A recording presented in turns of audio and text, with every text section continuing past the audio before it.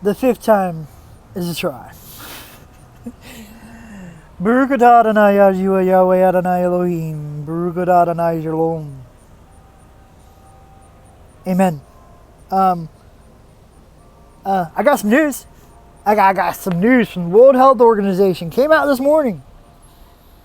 It did. Success rate of COVID across the planet Earth, meaning you will survive, is 999.99999999999%. Meaning everyone who caught COVID lived. The death rate of COVID, 0 point. Now we can put zeros behind it because that's pretty much what it is. 0.17. So we'll go with the 17. What's the 17? A petri dish. Anyone who dies by COVID died by a bullet, or having pneumonia, or getting hit by a car, or having their car explode on them. I mean, what a kicker. You get to heaven, and Peter says, well, everybody's been dying from COVID. Peter's not going to be at the pearly gates, but just bear with me. A good little funny comic for somebody to write one of these days. Everybody's dying of COVID. What'd you die of? I died of a bullet.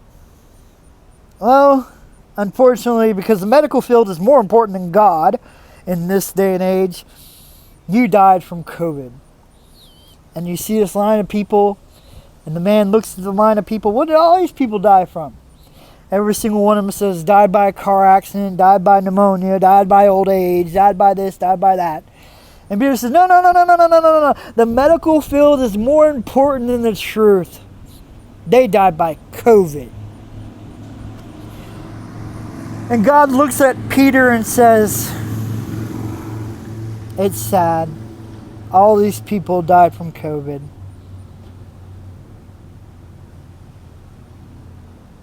End of comic. Nobody has died from COVID.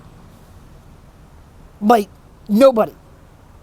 0.17%. That's a petri dish. Because for one person to die of COVID, it has to say one.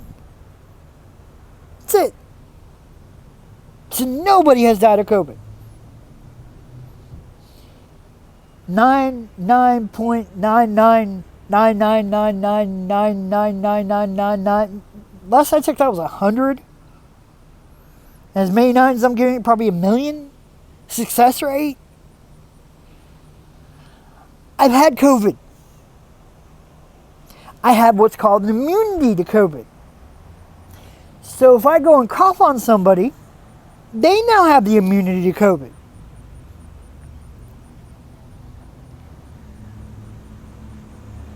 So let's think about oxygen for a second. Well, let's just break down oxygen for a second. Your body takes in what is called oxygen, and it produces what is called carbon. To stop the emissions of carbon, you have to kill everybody on this planet. Because guess what takes in carbon? Plants. Every single tree you see takes in carbon. To hate carbon, or to be against carbon, means that you hate trees. Simple fact. You hate trees because you hate what they eat. They eat two things. Well, three things. They take in carbon dioxide, and turns it into oxygen. They take in water, and they take in sunlight, called photosynthesis. So that means a tree is taking the carbon that you're making, and that's how you lower so-called emissions. You plant more trees. To hate carbon, or to say that we don't need carbon in our atmosphere, proves that you hate trees. Logical sense, eh? But now I'm going to have my brother and sister in Boston arguing with me. Are you serious, John? That's the reality of it all. So let's go to oxygen for a human being. OSHA mandated law states. Oh, I covered my mouth while I coughed, by the way. Oh, but I should have put it in my elbow. Anyways. OSHA mandated law states that you must have a continuous, all the time, continuous flow of oxygen entering into your body above the percentage of 17 to 21% oxygen. The signs of asphyxia: tiredness, shortness of breath, shortness of mentality, attitude. You become to be more nasty, more disrespectful, aggressive, brain damage.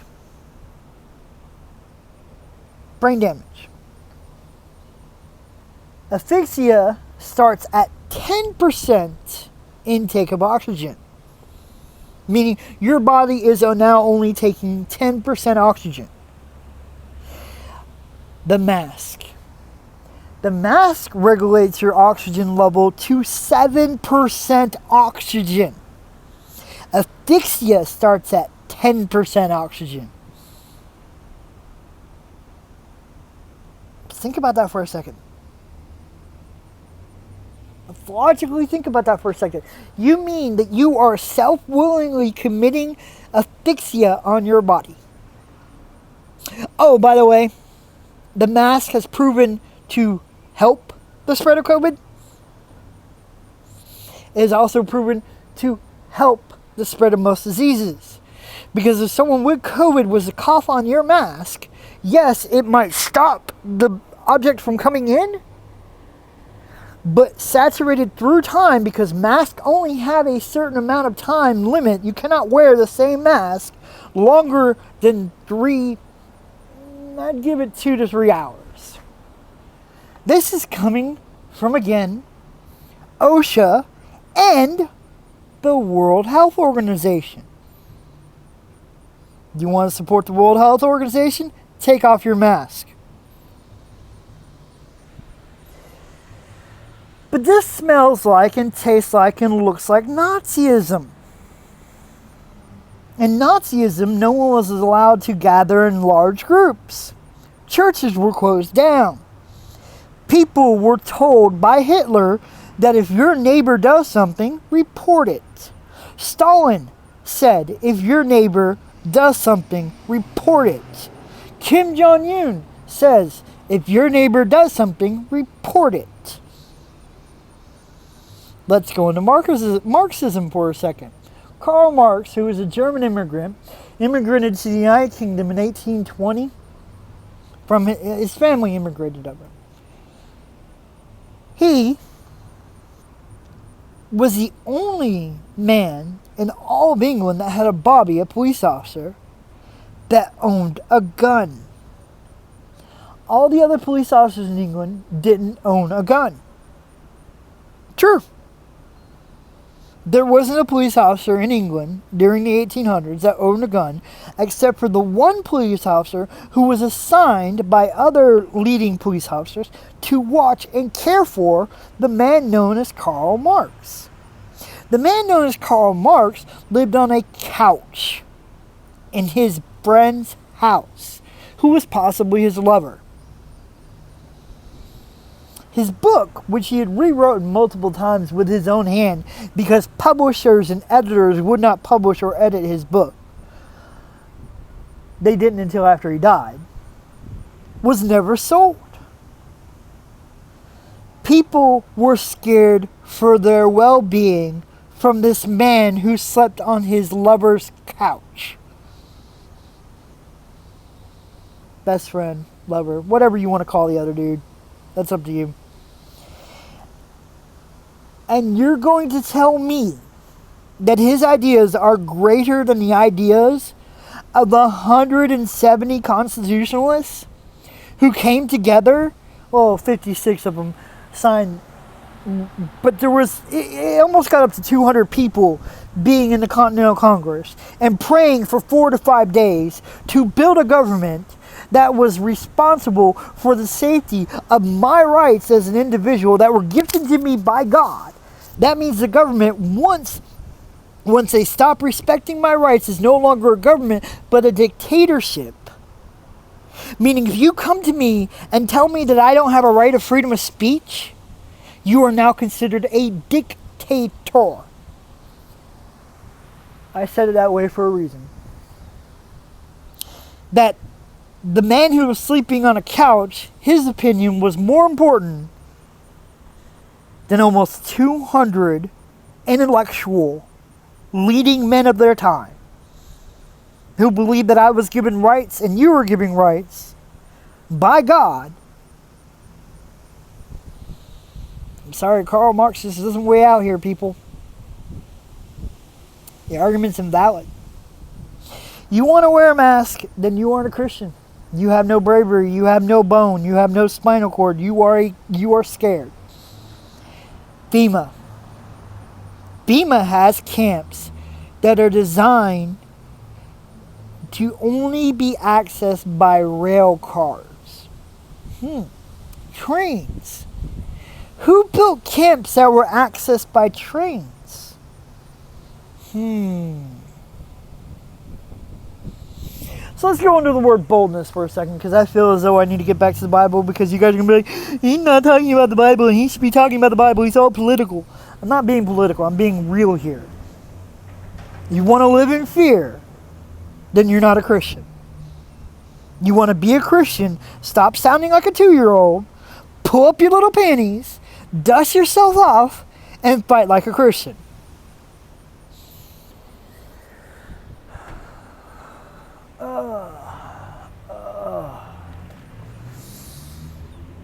Pray for me that boldness may be given unto me, that I may speak boldly the mystery of the gospel of peace. Pray for me that utterance may be given unto me, that I may boldly go before the throne of God. Pray for me that I may have boldness in the hour and time as needed. Pray for me that I may have boldness in the day of judgment. Boldness is lined up with denosis. The boldness of God allows us not to be ashamed. Jesus said, if you are ashamed of me in front of another man, then I am ashamed of you in front of my Father. Well, Jesus, I am not ashamed. You hear me, Jesus? I am not ashamed. I'm not scared. True love, this is 1 John chapter 4, verse 12 through 20, pretty much, 8 through 20. True love of God, agape, casts out all fear. If you are in fear, then you are not of God. God cannot dwell where fear is, just like God cannot dwell where sin is, because he had separated himself from those two things so that he can be perfect and holy. He was never of those two things. But when he came across them, he separated himself from them. So let's go into Tim Hortons. Tim Hortons is a beautiful, awesome restaurant. I wish there were more Tim Hortons here in America. Tim Hortons is like Dunkin' Donuts on steroids. I love Tim Hortons. I'd rather go to Tim Hortons than Dunkin' Donuts. I'd rather go to Tim Hortons than the other place, what you call it again? The place with the mermaid. Yeah, I'd rather go to Tim Hortons. But in Quebec, Canada, where they speak French, this man was ordering a donut and he was ordering a coffee and he wasn't wearing a mask. Immediately, management called the Quebec police. The police showed up, this is all in French, and said to the man in French, that he needed to wear a mask. The man refused. I'm not going to try any French. I suck at French. But I could understand it, and I watched this video from a lawyer who lives in Quebec, Canada, who does a lot of law vlogs. He does videos about laws. He does exactly what I'm doing right here. He takes his phone and he posted up. He's really good. I'm following him. You can follow him too. He has talked about American law as well as Canadian law. He's also talked about royal law, which is the English law. He is really educational. Really, really good. But he was talking about this case, and it took 4 police officers to take this man to the ground after they maced him. So you're going to come and beat me up and arrest me if I don't wear a mask?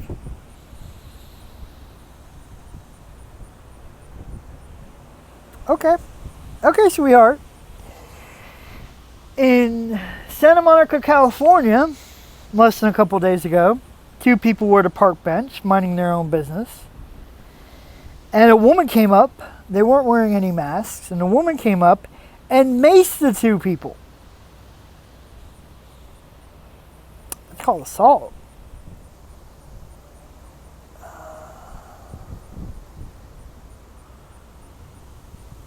I'm telling you this now. You're going to live in fear. You're going to be in fear. You're going to close down the churches. You're going to be the way you are. Then you are not a Christian. Paul says later, well, Barnabas, Paul, we don't know which. But one of the great writers of our time once said in the book of Hebrews, for it is a fearful thing to fall into the hands of a living God. It is a fearful thing to fall into the hands of a living God.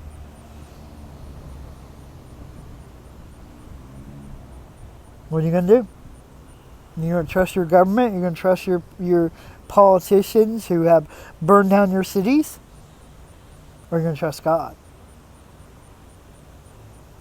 Now they're trying to blame it on Trump. It's like, wait a minute, Trump had nothing to do with BLM. BLM hates Trump. Antifa hates Trump. Look, that's the video, brothers and sisters. The question comes out, what are you going to do? I love you guys. God bless you guys. Shalom. Are you going to stand with God, or are you going to stand with what you think is right? I'm standing with God. God told me to be bold. And I'm already immune. So I'm not gonna suffocate myself for your self-righteousness. It's not happening. Love, God bless, shalom.